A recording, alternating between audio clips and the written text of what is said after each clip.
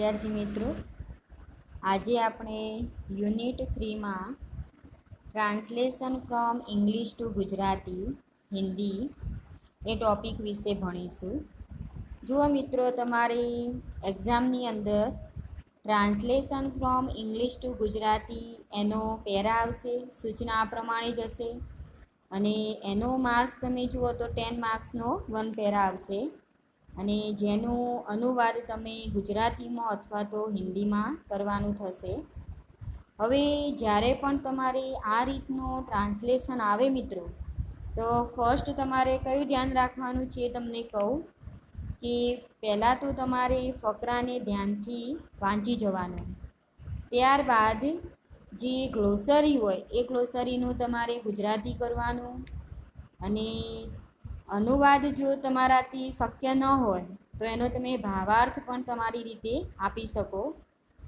અને અહીંયા જોઈએ તો કેટલાક નમૂના આપેલા છે તમારા translation from English to Gujarati હિન્દીના અહીંયા મોડલ આપેલા જ છે તમારે, તો એનો તમારે ધ્યાનથી અભ્યાસ કરવાનો થશે. અનુવાદ માટેનો ફકરો એ તમારો પાઠ્યપુસ્તકની બહારનો રહેશે કે અહીંયા જે તે ટ્રાન્સલેશન મૂકવામાં આવ્યું છે એ તમારે સિલેબસ બહારનું હશે, એટલે તમારા બુકમાંનો હશે નહીં, ધ્યાન રાખજો. બધા નોંધ કરજો. અહીંયા હું 1 by 1 translation from English to ગુજરાતીના મોડેલ વિશે સમજાવું તમને. First model 1.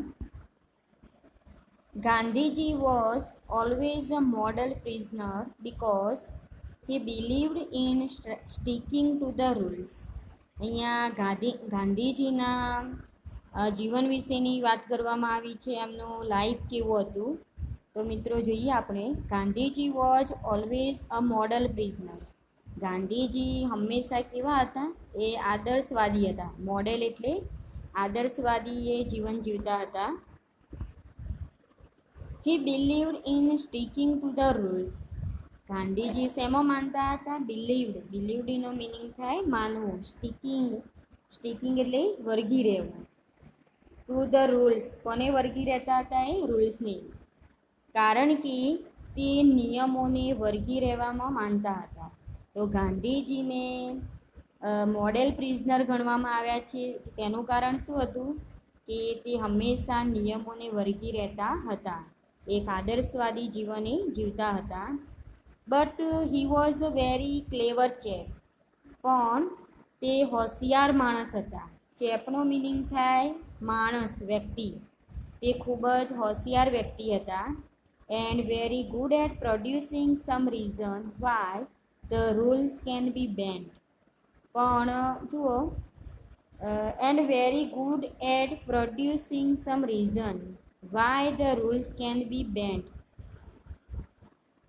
તેમને બહુ મુશ્કેલી નહીં પડે સિવાય કે એવું કંઈ હોય કે જેમાં તેઓ સંમત ન થતા હોય અને તે ચલાવી ન લેતા હોય. જુઓ અહીંયા, and very good at producing some reason, અને એવા કંઈક રીઝનો મીન્સ કોઈ કારણ ઊભું કરવા માટે એ હોશિયાર હતા. Y the rules can B bent, અને શેમાં એ હોશિયાર હતા? કે કારણ ઊભું કરવા માટે હોશિયાર હતા. તેમને બહુ મુશ્કેલી પડે નહીં.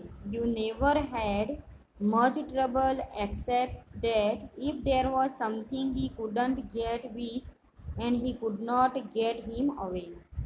અને જોઈએ કે તેમને બહુ મુશ્કેલી પડે નહીં. ટ્રબલ એટલે અહીંયા મુશ્કેલી, એક્સેપ્ટ એટલે સિવાય કે એવું કંઈ હોય કે જેમાં તેઓ સંમત હોય. There was something he could not agree, કે એવું કંઈ હોય કે જેમાં તે સંમત ન હોય અને તેને ચલાવી લેતા ના હોય. હી કુડ નોટ ગેટ હિમ હવે એટલે મીન્સ કે એ ચલાવી લેતા ન હતા. ફરીથી મિત્રો જુઓ અહીંયા, ગાંધીજી હંમેશા એક આદર્શવાદી જીવન જીવતા હતા કારણ કે તે નિયમોને વળગી રહેવામાં માનતા હતા. પણ તે ખૂબ જ હોશિયાર હતા અને નિયમોને વારી દેવા માટે કોઈ કારણ ઊભું કરવા માટે એ હોશિયાર હતા. તેમને બહુ મુશ્કેલી પડે નહીં સિવાય કે એવું કંઈ હોય કે જેમાં તેઓ સંમત ન હોય, ન થતા હોય અને તેને ચલાવી ન લેતા. અને હવેની નેક્સ્ટમાં જોઈએ, અ હંગર સ્ટ્રાઇક વોઝ થ્રેટન્ડ. અને ભૂખની જે સ્ટ્રાઇક હોય, હંગર સ્ટ્રાઇક એટલે ભૂખની હડતાળ, તો એની એ ધમકી આપતા. ગાંધીજી શેની ધમકી આપતા? હંગર સ્ટ્રાઇકની. એન્ડ નો બડી વોન્ટેડ ધેટ. અને કોઈ વ્યક્તિ એવું વિચારતું એ નહોતું કે ગાંધીજી એમ કે હંગર સ્ટ્રાઇક ઉપર જાય એમ કે. નો બડી wanted that. It happen the first time and it also happen again the second time. અને તેવું પહેલી વાર બન્યું અને ફરી બીજી વાર પણ બન્યું. I think it was because he had not been give permission to see somebody from outside. અને હું માનું છું ત્યાં સુધી એમ કે તેનું કારણ એ હતું, એનું કારણ શું હતું કે બહારની વ્યક્તિને મરવાની તેમને પરવાનગી ન હતી. અધર વ્યક્તિ કોઈ સમબડી ફ્રોમ આઉટસાઇડ, બહારની કોઈ વ્યક્તિ હોય તો એને કોઈ પરમિશન ન હતી. Had not been give permission to see. કોના માટે વપરાયો? ગાંધીજી માટે. કે બહારની વ્યક્તિને ગાંધીજીની મુલાકાત લેવી હોય તો એ વ્યક્તિને ગાંધીજીની મુલાકાત કરવા માટે એમ કે કોઈ મીન્સ કે મુલાકાત કરવા દેવામાં આવતી ન હતી. હી જસ્ટ લે ધેર. અને તે એમ કે તેઓ ત્યાં જ બેસી જતા. તેઓ ત્યાં બેસી જતા અને and he used to have a little water occasionally, but the fast was a રૂખા ફાસ્ટ. અને ગાંધીજીનું જોઈએ તો તેઓ ત્યાં બેસી જતા અને પ્રસંગોપાત, ઓકેઝનલી એટલે પ્રસંગોપાત તેઓ થોડું પાણી પીતા, પણ ઉપવાસ તો પાક્કો જ હતો.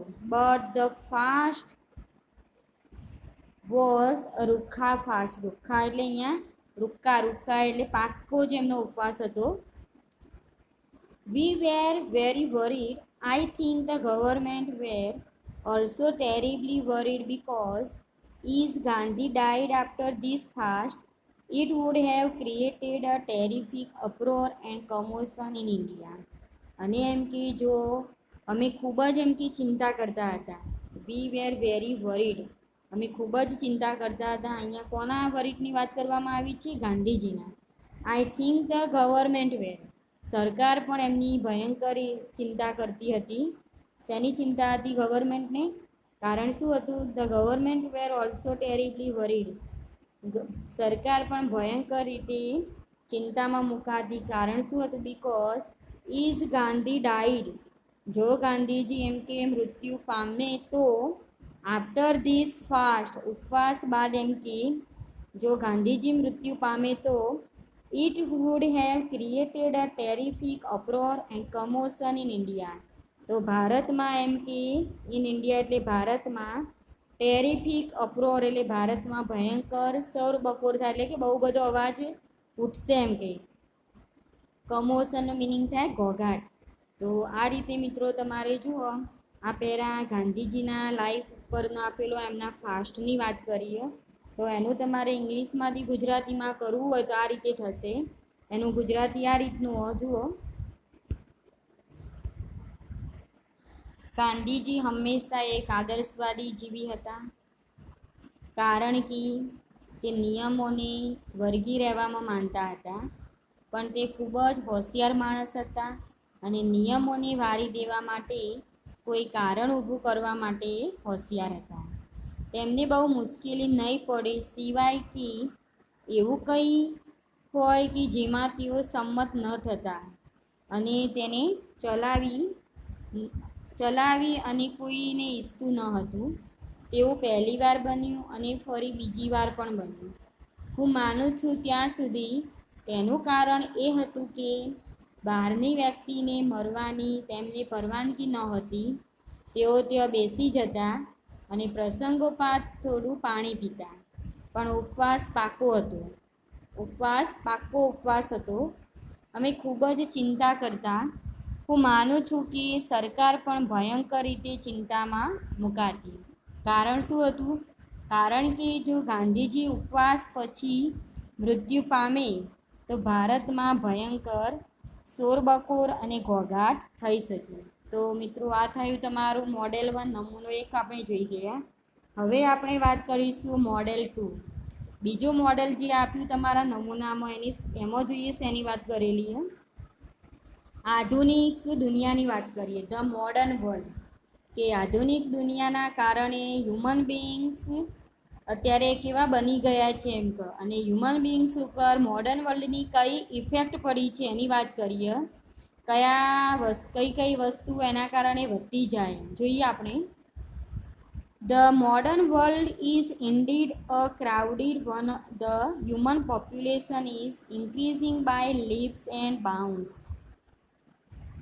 આધુનિક દુનિયા એમ કે ખરેખર, ધ મોડર્ન વર્લ્ડ એટલે આધુનિક દુનિયા, ઇન્ડીડ એટલે ખરેખર, crowded one, the human population is increasing by leaps and bounds.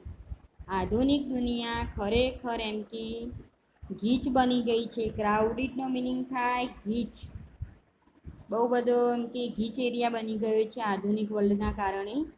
The human પોપ્યુલેશન્સ, અને હ્યુમન પોપ્યુલેશન્સનો ગુજરાતી અર્થ શું થાય? વસ્તી વધારો. વસ્તી વધારો એમ કે લીપ્સ એન્ડ બાઉન્ડ્સ, કૂદકે ને ભૂસકે એમ કે વસ્તી વધારો થઈ રહ્યો છે.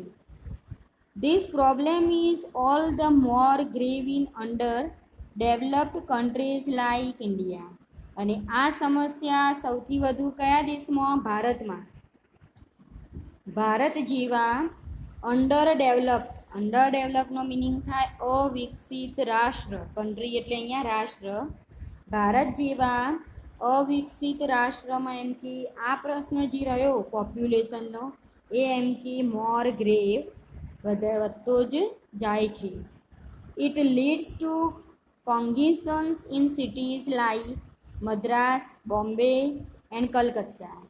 અને આ સિટીના અહીંયા નામ આપ્યા તો કયા કયા ભારતના પ્લેસીસ છે કે જેમાં વસ્તી વધારો વધારે જોવા મળે છે? તો જોઈએ. It leads to congestions in cities like Madras, Bombay and Calcutta. તો આમાં જોઈએ આપણે તો પહેલું કયું અહીંયા સિટી આપ્યું?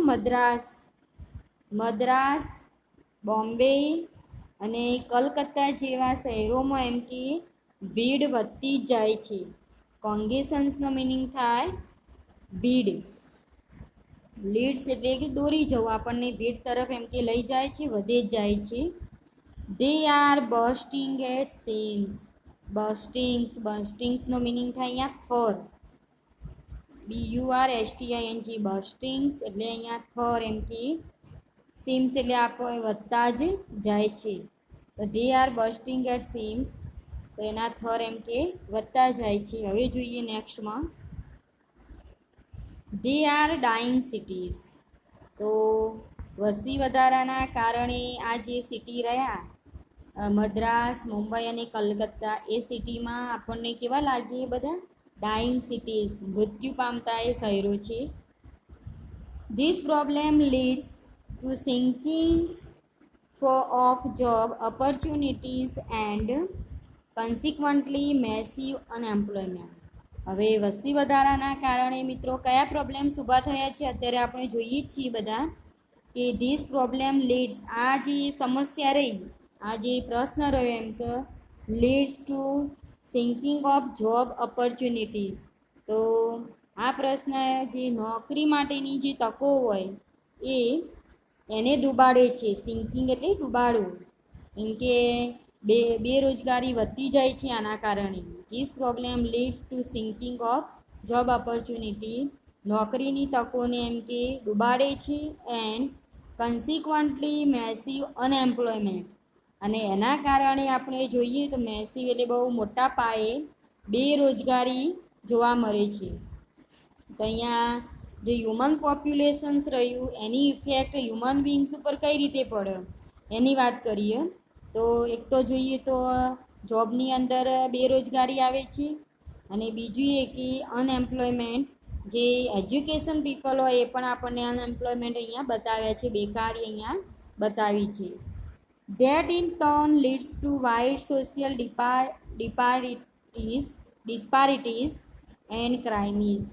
અને આના કારણે સોશિયલ ડિસ્પારિટીઝનું મિનિંગ થાય સામાજિક અસમાનતા, એન્ડ ક્રાઇમ્સ એટલે ગુનાઓ.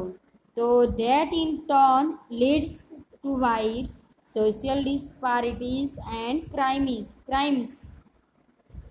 તો એના કારણે આપણને સામાજિક અસમાનતા અને ગુનાઓ તરફ એમ કે આ જે પોપ્યુલેશન્સ રહ્યું એ આપણને દોરી જાય છે.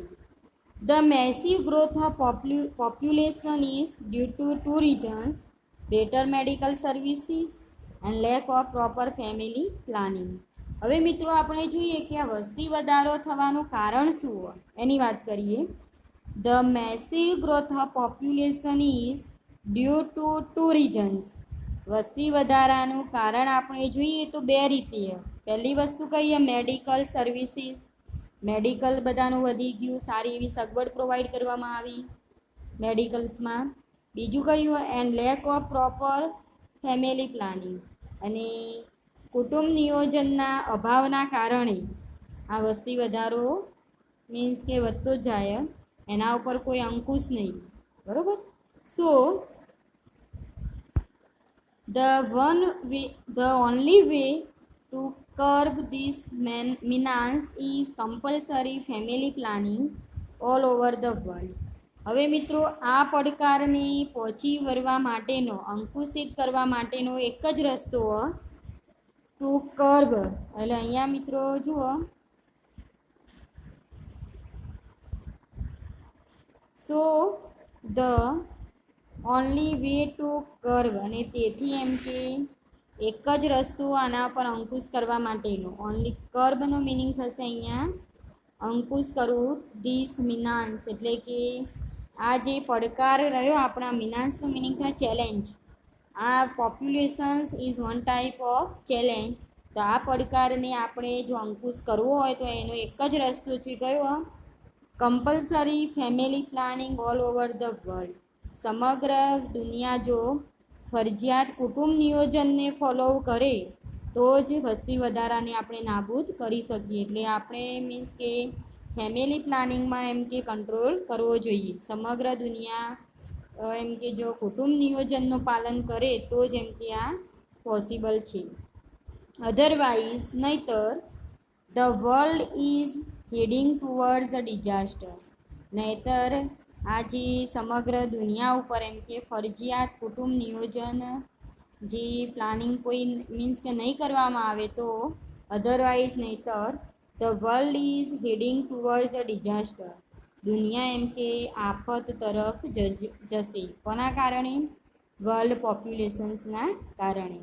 તો આ પેરાની અંદર મિત્રો જોઈએ આપણે તો મોડર્ન વર્લ્ડની વાત કરવામાં આવી છે કે આધુનિક દુનિયા, મોડર્ન વર્લ્ડ એટલે લોકો ગામડામાંથી સિટીમાં ગયા છે અને એ રીતે વસ્તી ગીચતા થઈ ગઈ છે, અને એના કારણે માનવ વસ્તી કૂદકે ને ભૂસકે વધી રહી છે.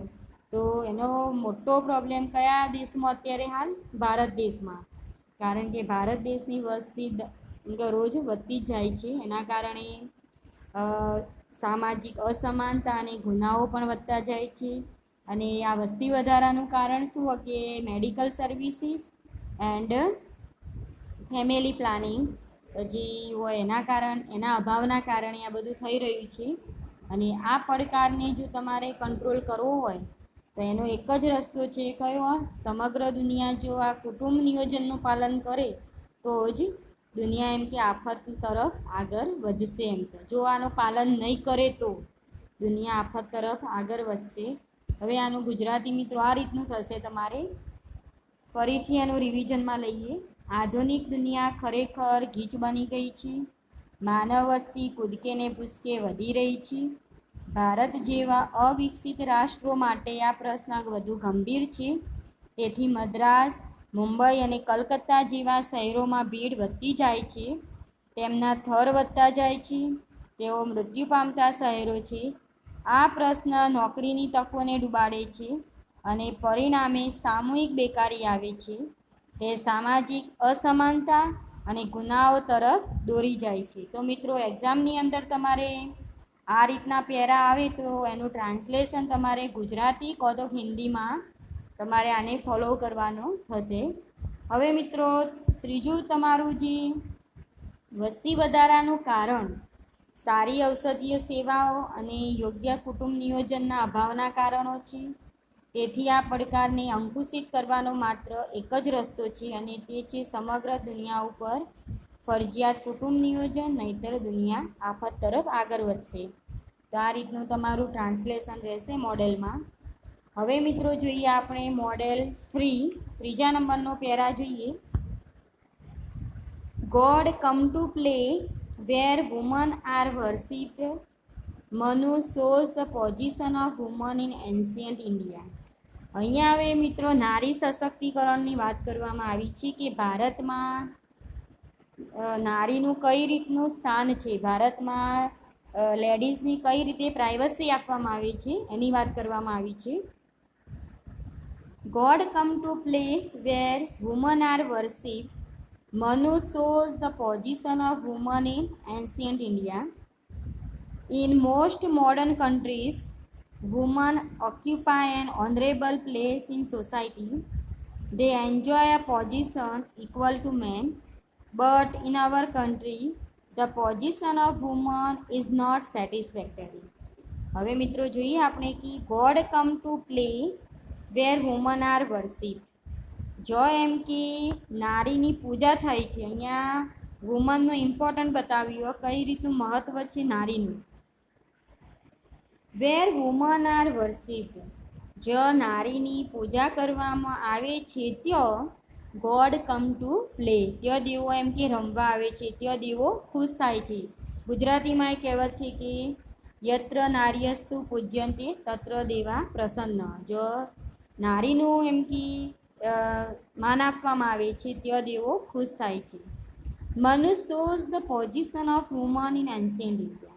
અને મનુ મીન્સ કે આપણા પ્રાચીન ગ્રંથમાં જોઈએ તો મનુ દ્વારા આપણને કહેવામાં આવ્યું છે કે ભારતમાં સ્ત્રીઓનું સ્થાન કેવું હતું. મનુ આપણો પ્રાચીન વેદ છે, તો એમાં તમે જોશો તો આપણને ખબર પડશે કે ભારતમાં સ્ત્રીઓનું સ્થાન કઈ રીતનું હતું એ આપણને બતાવે છે. મનુ ગ્રંથમાં જઈએ તો Manu shows the position of woman in ancient India. Sanskrit લિટરેચરમાં જશો તો પણ અહીંયા વુમન રિસ્પેક્ટની વાત કરવામાં આવી છે અને એ લિટરેચરમાં મનુ જે ખરું એ આપણું એન્શિયન્ટ ઇન્ડિયાનું એક લિટરેચર, એમાં વુમનના પોઝિશનની વાત કરેલી છે. ઇન મોસ્ટ મોડર્ન કન્ટ્રીઝ, મોટાભાગના આધુનિક દેશોમાં જઈએ આપણે, woman occupy an honourable place in society. અને આપણને બધાને ખબર છે મિત્રો કે મોટાભાગના જે આધુનિક દેશો ખરા એમાં સ્ત્રીઓ સમાજમાં માનવવંતું સ્થાન ભોગવે છે. લેડીઝને એમ કે ઓનરેબલ પ્લેસ આપવામાં આવે છે. They enjoy a position equal to a man, અને એમને પુરુષ સમકક્ષ સ્થાન પામે છે, એમને પુરુષની બરોબરીમાં જ ગણવામાં આવે છે. બટ ઇન અવર કન્ટ્રી, આપણા દેશમાં શું કઈ રીતનું the position of woman is not satisfactory. આપણા દેશમાં જોઈએ તો જે ઇન્ડિયન વુમન જે હોય એમની સ્થિતિ અત્યારે એમ કે સેટિસ્ફેક્ટરી એટલે સંતોષકારક નથી. આટલા સુધી રાખીએ મિત્રો. બીજા જે પેરા રહી ગયા તમારા એની વાત, આ પેરા હજુ બાકી છે તમારો, એની વાત આપણે નેક્સ્ટ લેક્ચરમાં કરીશું. Thank you.